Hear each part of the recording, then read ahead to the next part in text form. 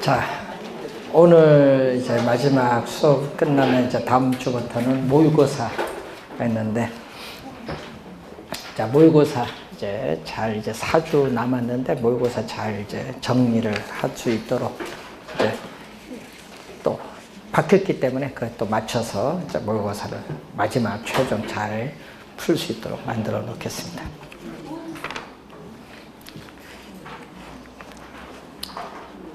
그 기억력이 오래 유지가 안 될 것 같아서 나중에 모의고사 끝날 때쯤에서 10월 중순에 또 한번 좀 중요한 거 한번 이제 정리하도록 하겠습니다. 뭐 자주 잊어버리니까 뭐 방법이 없어요.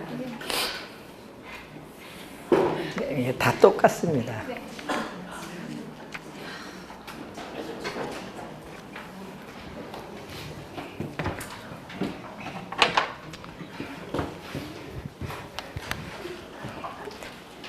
자, 91번 문제 봅니다. 부동산 가치의 원칙인데, 자, 원래는요, 가치와 가격의 개념 구별하는 내용과 가치 원칙 두 가지를 공부해 두셔야 되는데, 우선 가치 원칙 한번 보겠습니다. 틀린 것은 기여의 원칙이란 부동산 가격이 대상 부동산의 각 구성 요소가, 자, 밑줄은 기여하는 정도의 합, 밑줄. 자, 여러분, 기여는 공헌의 원칙이잖아요. 그래서 이 기여도의 합을 의미하죠. 부동산 가치는 부동산을 구성하는 각 구성 부분의 기여도의 합인데, 시험에는 뭘로 출제를 또 많이 해요? 기여도가 아닌 생산비로 많이 나오잖아요. 생산비가 아니라 기여도의 합계. 1번 맞는지, 그게 포인트. 2번 최유효용의 원칙이란 객관적으로 보아 양식과 통상의 이용 능력을 지닌 사람이 대상 토지를 합법적이고 합리적이며 최선의 방법으로 이용하는 것. 개념이 나와 있죠? 자, 통상의 이용 능력 밑줄. 자, 시험엔 통상은 일반적이잖아요. 시험 문제는요, 가끔 뭘로 바꾼 줄 아세요? 전문적인 능력으로 바꿔버려요. 그럼 또 나중에 있다 보면요, 어디 틀린지를 몰라. 통상의 이용 능력입니다.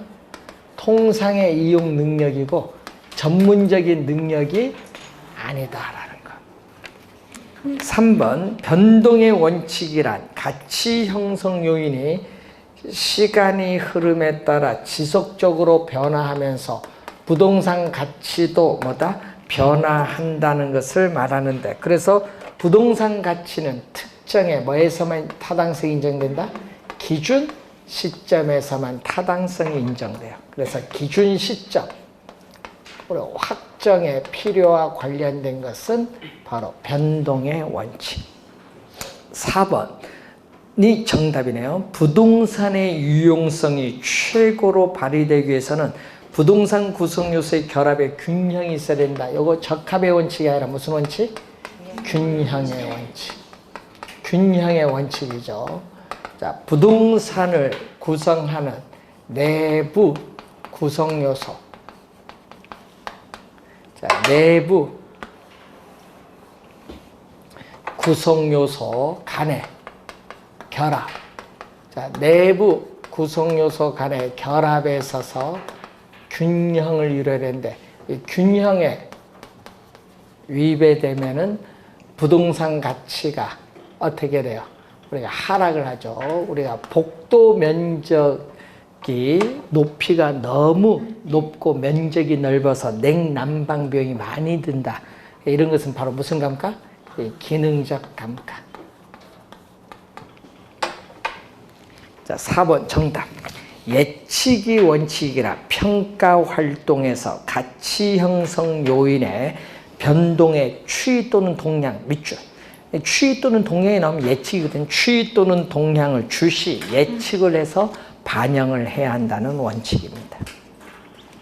자, 92번 지역 분석과 개별 분석에 관한 설명으로 우리가 옳은 것은 묻는 내용이죠. 항상 우리는 시험 문제에 의의가 중요하죠. 부동산 가치에 전반적인 영향을 미치는 지역 요인에 대한 분석과 우리 개별 분석이 나오죠. 자, 1번 보시면은 지역 분석은 일반적으로 개별 분석의 선행하니까 맞고요. 뒤에 그 지역 내 최유효용 판정, 최유효용 밑줄, 이게 틀렸죠? 자, 어떤 지역이 다른 지역과 구별이 되어 나타나는 특징, 이 지역의 특성을 파악해서 그 지역 내 부동산들의 최유효용이 아니라 뭐를? 표준적 이용이에요. 표준적 이용. 표준적 이용의 형상과 장래의 동향을 명백히 하여 가격 수준을 판정하는 작업을 뭐라고 한다? 지역 분석. 네, 최유효용이 아니라 뭐다? 표준적 이용. 그리고 절차상 선후 관계를 보면은 지역 분석이 뭐다? 지역 특성 제약하에 개별 요인 분석이 이루어지기 때문에 지역 분석이 개별 분석에 뭐? 선행하는 분석이고 개별 분석은 지역 분석에 후행하는 분석이다.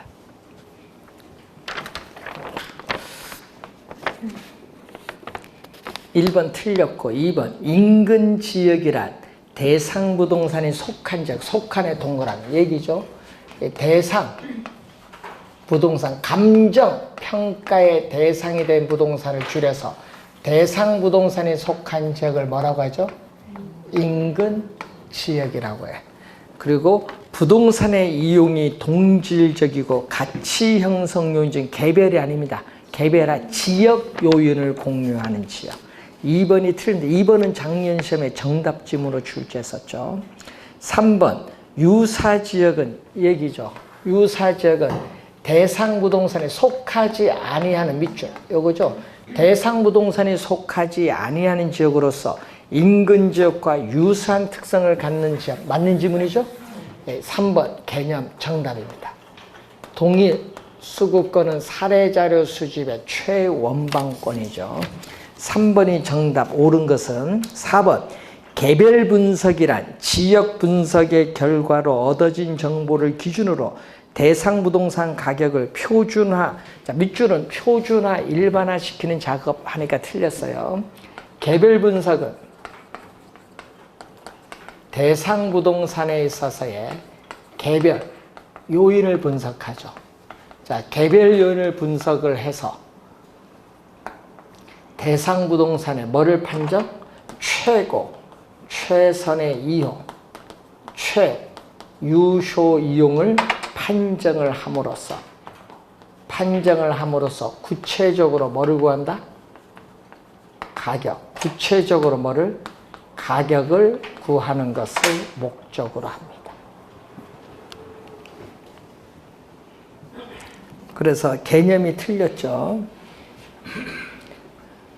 대상 부동산의 가격을 구체화하는 작업이죠. 틀림이죠. 5번 지역 분석 시에는 뭐를 이용한다? 부동산이 그 부동산에 속한 외부 환경에 적합한가, 적합의 원칙에 근거를 두고 이 개별 분석은 대상 부동산의 내부 구성 요소 간의 결합에 있어서 균형을 이루고 있는가, 균형의 원칙에 근거를 두고 있죠. 요거 두 개를 바꿨어요. 그래서 5번도 틀린 지문. 27회 시험에 한번 냈기 때문에 원래 30회니까 사이클상 3년 기준 생각을 두면요. 사이클상 출제할 때 됐어요. 93번. 감가 수정에 관한 설명으로 옳은 것은 자, 치유 가능한 감가를 묻는데 자, 여러분이 이 치유에 요하는 비용. 자, 치유에 드는 비용이 있죠. 자, 여러분 병원 갔어요. 병원 비용 있을 거 아니에요. 그리고 비용을 투입해서 치유를 했어요. 비용을 투입해서 치유했는데 이 가치 효용의 증가분, 가치 효용의 증가분을 비교하는데 비교하는데 문제는 요게 더 클 수도 있고 모두가 이렇게 될 수도 있잖아요. 자, 이렇게 될 때는 어떻게 돼?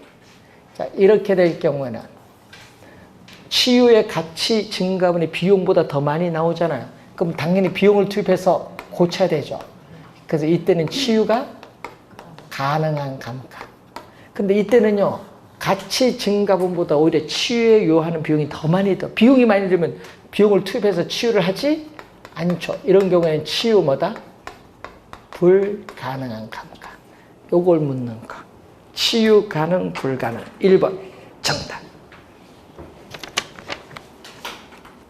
1번이 정답이고 2번 감가 수정 방법인데 자, 원가법에서의 감가 수정 방법은 평가 대상 물건으로부터 직접 구하는 방법이 뭐죠? 직접법. 직접 못 구하면 뭐다? 사례를 수집해서 구하는 간접법으로 크게 나눠볼 수 있어요. 그럼 직접법은 다시 감가상각 자산의 수명이 뭐다? 내용연수법이 있고 또 뭐가 있냐면 관찰 감가법 또 분해법으로 나누죠. 이때 내용연수법에서는 건물, 구축물 등의 평가에 적용하는 게 바로 뭐죠? 정액법. 그리고 기계, 장치 등의 동산에 적용하는 정률법. 광산 등에 적용하는 뭐다? 상환기금법. 요거는 이제 뭘 하도 요 정도 흐름은 알고 있어야 돼요. 자, 그럼 2번 보세요. 직접법, 간접법이 있는데 직접법에는 내용연수법, 관찰감가법, 분해법이 있다. 감가수정액을 구할 때에는 이 세 가지 방법을 병용하여 산정해야, 해야의 동그라미. 그러면 해야는 뭐야? 하여야 한다 아니에요. 반드시죠. 반드시예요. 그러니까 틀렸어요. 여러분, 내용연수법은 이론적 감가예요. 이론적인 감가가 요거고 요 두 개는 실제 감가예요. 실제로 발생한 감가. 이걸 병용을 하면 좀 더 정확하게 추계를 하는데 문제는 병용하여 어떻게 돼? 사용하여야 한다 하면 안 돼. 병용할 수도 있다지. 그러니까 정액법, 관찰감법 이렇게 병용할 수도 있다는 거예요. 병용하여 사용하여야 한다 하면 안 돼요. 산정, 병용하여 산정, 구하여야 한다 하면 안 돼요. 해야는 반드시이기 때문에 안 돼. 할 수 있다지. 2번 틀린지 마. 3번 감가수정은 재조달 원가에서 부동산 가격에 영향을 미치는 물리적 감가, 기능적 감가, 경제적 감가 요인 등을 고려하고 그에 해당하는 감가수정액을 공제에 또 동그라미. 여러분 2년 전에 이거 가산으로 출제했죠. 가산이 아니죠. 공제하여 기준 시점 현재 대상 물건의 자 밑줄 기간 손익의 배분을 산정하기 위한 것 밑줄. 자, 기간 손익의 배분을 산정하기 위한 것 밑줄 읽었죠? 요것은요 회계 이론의 감가상각의 목적이야. 회계 이론의 감가상각의 목적. 그럼 요거는 우리는 뭐를 해야 돼? 그러면 우리는 뭐를 해야 돼? 기준 시점에서의 지금 앞에 기준 시점이거든요. 항상 기준 시점에서 대상 물건의 뭐를 가액을 적정화하는 작업이죠.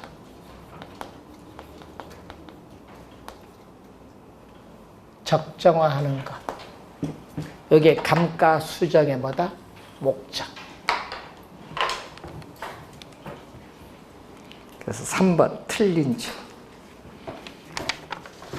4번 감정평가 대상이 되는 부동산의 상태를 면밀히 관찰한 후에 감정평가사의 폭넓은 경험과 지식에 의존하는 거. 요거는 뭐다? 관찰감가법. 근데 평가사의 폭넓은 경험과 지식에 의존하는 것은 그렇기 때문에 주관적이라는 단점이 있어요. 주관적이라는 단점이 있다. 5번 감가 요인을 물리적, 기능적, 경제적 감가 요인으로 세분하고 다시 치유 가능, 치유 불가능 항목으로 세분해서 각각의 발생 감가의 합계액을 감가 수정액으로 하는 방법은 관찰감가법이 아니라 뭐다? 분해법. 5번은 분해법의 개념. 그래서 요걸 묻는 거죠. 올해 시험의 감가 수정 방법에서 출제가 예상이 되는데 문제는 작년, 재작년, 2년 연속 뭐에서 출제했어요? 정액법 계산 문제를 출제했거든요. 작년, 재작년. 그렇기 때문에 올해는 이론적으로 출제하지 않을까 이렇게 보여집니다. 자, 그리고 94번 문제. 작년에 거래사례 비교법 개념 출제했었죠? 한글로 개념 나왔습니다. 자, 94번. 다음의 자료를 활용하여 평가한 A 부동산의 연간의 동그라미. 연간 비준 임료죠. 자, 여러분 임대 사례 비교법에서 구한 대상 물건의 임대료를 우리 뭐라고 하죠? 비준 임료. 지금 요걸 구하는 건데 문제는 사례가 나오죠. 임대 사례가 나와야 돼요. 거기 보니까 유사 임대 사례 임대료가 월 100만 원. 보증금 없다. 월 100만 원이면요. 연간이니까 12개월을 곱해주면 얼마? 1,200만 원. 여기 연이 이제 나오는 거죠. 자, 그리고 이제 뭐를 해야 돼? 사정 보정 박스에 없으니까 주어진 조건에 하나는 건데 사정 보정은 없고 임대료 상승률은 시점 수정입니다. 임대료 상승률은 뭐를 한다? 시점 수정. 유사 임대 사례의 계약일. 여러분 계약일이 분모죠. 계약일을 뭘로 본다? 100. 계약일 100으로 봤을 때 계약일로부터 기준 시점까지 몇 프로? 10% 상승하면 뭐다? 플러스. 하락하면 뭐다? 마이너스. 상승을 했기 때문에 플러스야, 플러스. 응? 그럼 여기 얼마? 1.1. 자, 그리고 이번은 지역요인 비교는 필요 없고 세 번째가 개별요인이죠. A 부동산이 유사 임대 사례. 여러분 분모는 우리는 유사 임대 사례고 분자는 대상이라는 걸 항상 분모가 사례입니다. 유사 임대 사례 를 100으로 봤을 때 100%이지 A 부동산 대상 A 부동산이 대상 부동산이 개별 요인에서 몇 프로? 5% 우세하다. 우세할 때는 뭐다? 플러스. 그럼 여기 얼마? 1.05 1.1 요걸 1200 곱해주면은 얼마 이렇게 나오겠지. 1300 우리가 86만 원. 5번 정답. 작년 시험에도 거래 사례 비교법 뭐 비중 가액 구하는 걸 출제했잖아요. 원래는 한번 비준 임대료 구하는 거 한번. 비중 가액도 똑같아요. 구하는 거. 거래 사례 비교법을 준용한 게 임대 사례 비교법입니다. 자, 95번. 제시된 자료를 활용하여 감정평가에 관한 규칙에서 정한 공시지가 기준법으로 구한 건데, 자, 우리는 토지를 감정평가할 때는 뭐를 적용한다? 공시지가 기준법을 적용하죠. 자, 우리나라 감정평가에 관한 규칙 제14조 1항에 나오죠. 1항에서 그래서 대상 토지의 가액을 구하는 거죠. 자, 대상 토지의 가액, 토지 평가액이 얼마냐? 제곱미터당 얼마냐 구하는 거예요. 자, 그럴 때 봤더니 우리는 뭐를 먼저 해야 돼? 우리는 비교 표준지를 선정을 먼저 해야 돼요. 그래서 표준지 공시지가를 기준합니다. 자, 대상 토지와 가치 형성 요인이 같거나 비슷하여 유사한 이용 가치를 지닌다고 인정되는 표준지의 공시지가를 기준으로 해야 돼. 그러니까 비교 표준지를 선정해서 표준지 공시지가를 구해야 되는데 세 번째 보세요. 표준지, 비교 표준지의 공시지가가 얼마 나왔다? 200만 원이 나왔어요. 여기에 비교 표준지의 공시지가가 나왔어요. 요걸 기준으로 이제 갑니다. 지가 변동률이 시점 수정이죠. 자, 1월 1일이 뭐죠? 공시 기준일 1월 1일부터 10월 24일까지 몇 프로 상승? 5%. 자, 공시 기준일 1월 1일 100으로 봤을 때 10월 24일까지 5%마다 상승하면 뭐다? 플러스. 시점 수정했어요. 요건 얼마? 1.05. 1.05. 그 다음에 지역요인 비교로 가는데 거기 볼까요? 대상 토지가 비교 표준지에, 자, 밑줄은 인근 지역에 위치하여 동일, 밑줄. 인근 지역에 위치하여 동일하면요, 지역요인 비교할 필요가 없다. 왜? 용도적, 기능적 동질성이 있기 때문에. 그 다음에 개별요인 비교 가는데 대상 토지, 자, 분모가 사례잖아요. 비교 표준지 사례잖아요. 사례는 뭐로? 100으로 봤는데 대상 토지가 가로 조건에서는 5%마다 열세. 열세일 때는 마이너스. 그리고 또 비교 표준지에 비해서 환경 조건은 대상 토지가 몇 프로? 20%마다 우세.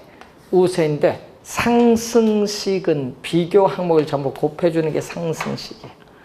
자, 요걸 계산하고 면적은 비교할 필요가 없죠. 뭐 사례 우리가 대상 토지 면적이 없으니까 그 밖에 요인 보정할 사항이 없다. 요걸 곱해주면 되는데 요거 얼마? 100분의 95, 0.95. 요건 100분의 120, 1.2. 1.2, 0.9, 1.05를 곱해주면은 239만 4천 원. 4번이 정답이 나오죠. 4번 정답.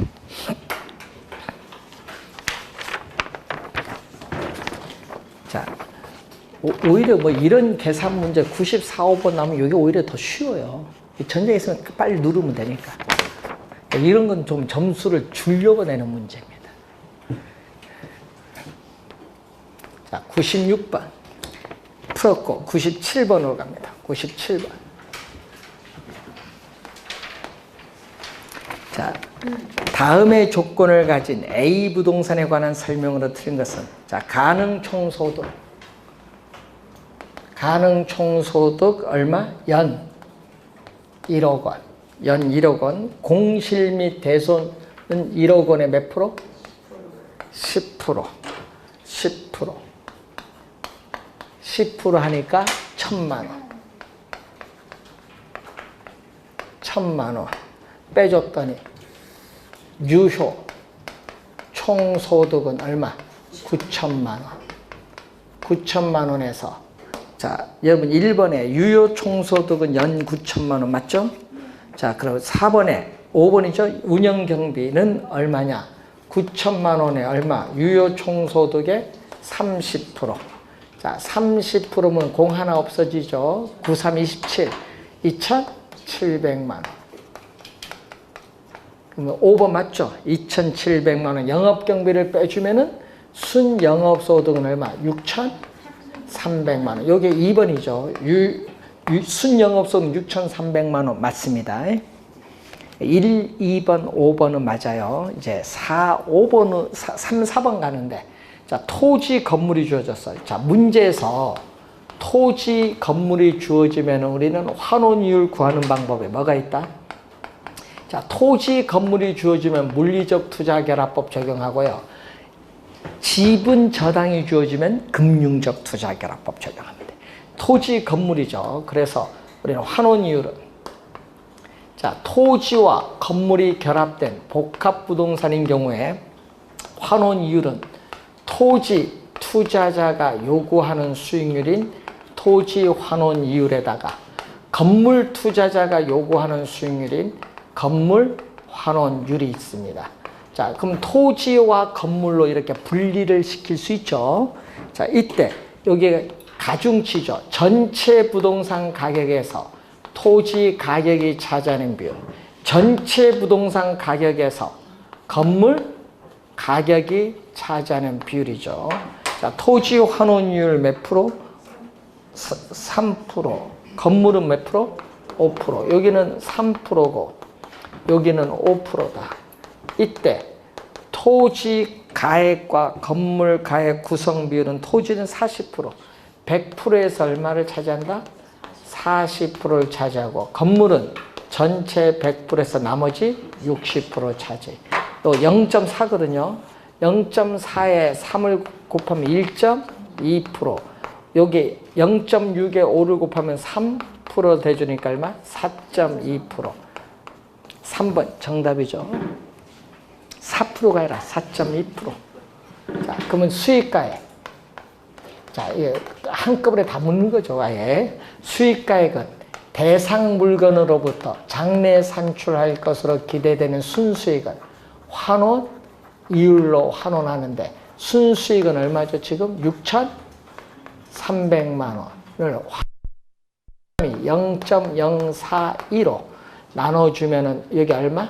15억 원이 나온다. 수익가액.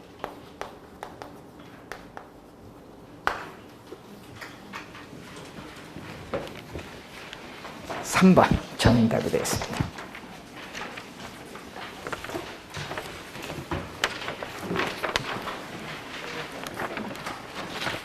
(98번)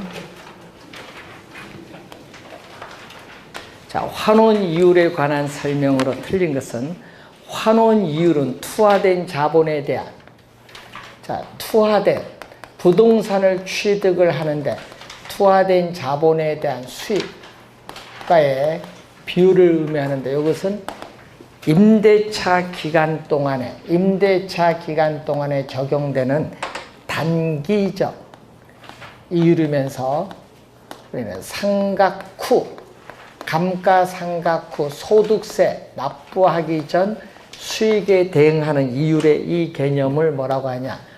기대이율의 설명. 1번은 뭐에 대한 설명? 기대이율.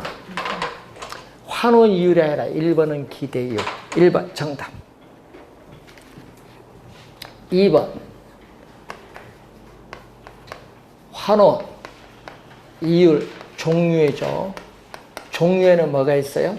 우리는 토지, 건물 각각에 적용되는 개별 환원율이 있죠. 토지 환원율, 건물 환원율. 토지, 건물 2개 이상의 물건에 대해서 적용되는 종합 환원 이율의 개념이 있고 또 감가상각률 포함 여부에 따라서 상각 전 환원이율, 상각 후 환원이율 또 소득세 포함 여부에 따라서 세전 환원이율, 세후 환원이율의 개념이 있어요. 자, 2번 맞고 3번 환원이율이란 대상 부동산이 장래 산출할 것으로 기대되는 표준적 순수익과 부동산 가격의 비율 이 얘기겠죠. 환원이율은 대상 물건으로부터 장래 산출할 것으로 기대되는 표준적 순수익과 이 부동산 가액의 비율이다. 그래서 부동산 가액에 대한 순수익이 어느 정도냐? 부동산의 뭐를 나타내죠? 수익성을 나타내는 비율이다. 3번 맞고 4번 환원 이율은 순수익을 자본 환원해서 수익 가격을 구하는 경우에 적용되는데 이것은 결국 부동산의 뭐를? 수익성을 나타낸다. 그래서 어떻게 돼요? 맞는 지문이 되겠죠. 그래서 여기서 또 우리는 수익 가액은 또 순수익을 뭘로? 환원 이율로 환원하는데 자, 순수익은 안정적일 때 환원율이 높으면 수익가액은 낮고 환원율이 낮으면 수익가액은 높죠. 그래서 환원율과 수익가액은 서로 어떤 관계? 역관계에 있다는 거.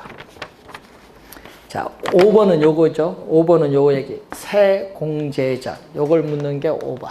세공제전 환원율이란 세전입니다. 세금으로 인한 수익의 변동을 환원이율에 반영하여 조정하지 않은 겁니다. 조정한 거는 세후로 가고요. 조정하지 않은 환원이율을 말한다.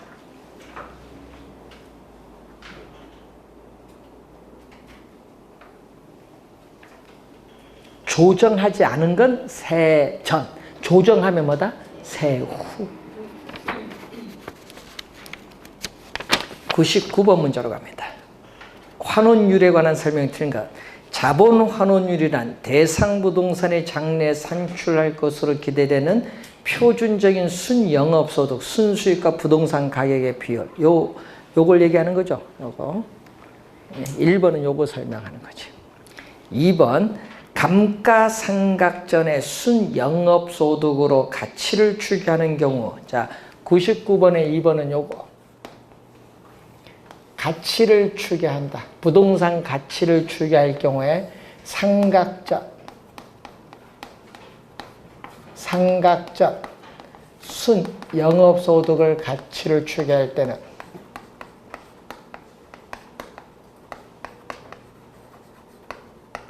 상각 후 환원율에 뭐 더해주죠. 뭐를 더해주죠? 상각률. 그래서 2번 어떻게 돼요? 정답. 감가상각률을 제외하면 안 되죠. 상각률을 뭐 했다? 상각률을 뭐? 포함한. 상각률을 포함한. 제외한 하면 안 돼. 2번 정답. 3번 할인현금 흐름 분석법에서는 우리는 별도로 자본 회수를 고려하지 않습니다. 뭐죠? 우리는 부동산 처분 시에 재매도 가격, 매수해서 일정 기간 보유하다 처분하잖아요. 처분 시에 재매도 가격으로 자본을 회수하기 때문에 우리는 자본 회수를 고려하지 않습니다.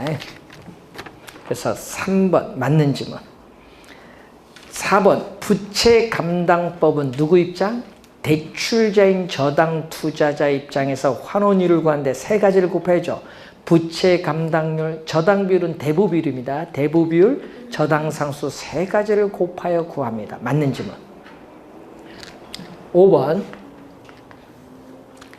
자, 매 기간 세전현금 수지. 자, 매 기간 세전 현금 수지에 있어서의 현가와 기말 지분 복귀에, 자, 기말 우리 지분 복귀액에 있어서의 현가. 요거는 뭐다? 보유기 때. 요거는 뭐일 때? 처분할 때. 요거 세 뭐를 합.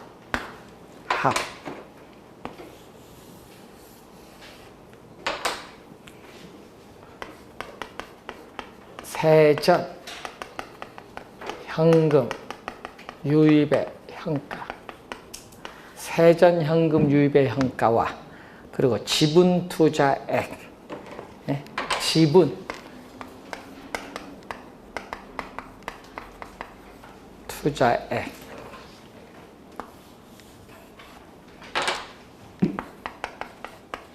세전 현금 유출의 현가를 서로 각계 만드는 할인율인 내부 수익률이 무슨 수익률? 지분 수익. 요게 지분 수익. 5번 맞는 질문. 5번을 풀이하면 요거 두 개를 같게 만드는 할인율인 내부 수익률이 뭐다? 지분 수익률.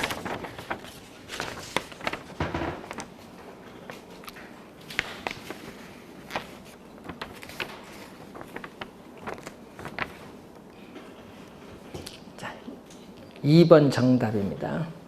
자, 마지막 100번 문제로 갑니다.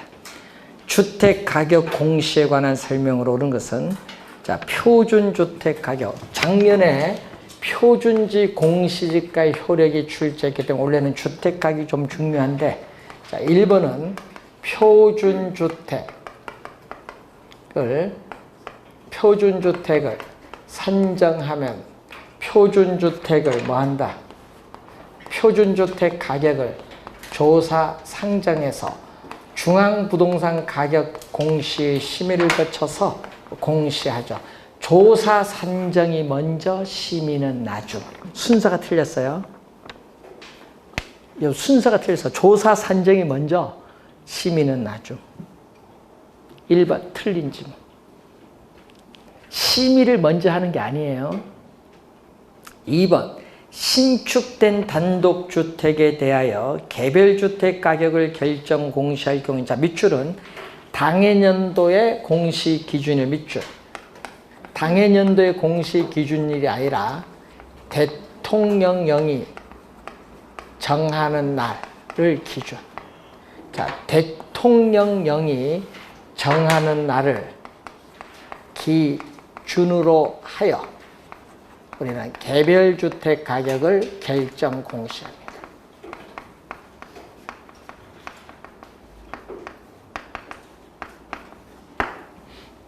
대통령령이 정하는 날을 기준. 3번 틀린 지문인데 3번은 아파트 건축 연면적 165제곱미터 뭐죠? 이상 예. 연립 주택에 대해서 이 두 가지에 대해서는 상속세 및 증여세법, 소득세법에서 국세청장이 국토교통부 장관의 협의를 통해서 기준시가를 뭐한다? 결정 고시하는 경우. 별도로 기준시가를 결정 고시하는 경우를 말합니다. 그래서 3번도 틀린 지문. 4번 표준주택 가격은 국가 지방자치단체 등의 기관이 그 업무와 관련하여 개별주택 가격을 산정하는 경우에 기준된다. 여러분 4번은 표준주택 가격의 공시 효력인데 4번이 맞는 지문 정답. 4번이 정답이고 5번은 개별주택 가격 및 공동주택 가격 공시 효력인데 5번은 개별주택 및 공동주택 가격의 공시 효력 틀렸죠. 자, 뭐가 있다? 공시 효력은 주택시장의 가격 정보를 제공하고 국가, 지방자치단체 등의 기관이 과세 등의 업무와 관련하여 주택 가격을 산정하는 경우에 그 기준으로 활용될 수 있다. 이 지문이 들어와야 되는데 거기에 뭐 수용 방식의 도시계획 사업을 시행할 때 보상가격 사용 여기 아니죠. 틀린 지문. 4번이 정답이 되겠습니다. 공시 효력도 시험에 자주 출제하죠. 작년 시험에는 표준지 공시가 효력이 나왔기 때문에 원래는 표준주택 가격 공시 효력, 개별주택 및 공동주택 가격 공시 효력 잘 봐두시고 또 공시 사항도 많이 나오잖아요. 자, 항상 여기 뭐죠? 공시, 표준주택 가격의 공시 사항이 어떤 게 있느냐 그것도 확인해 두셔야 되겠습니다. 자, 이렇게 해서 우리가 100문제에 관련된 내용을 우리가 살펴봤습니다.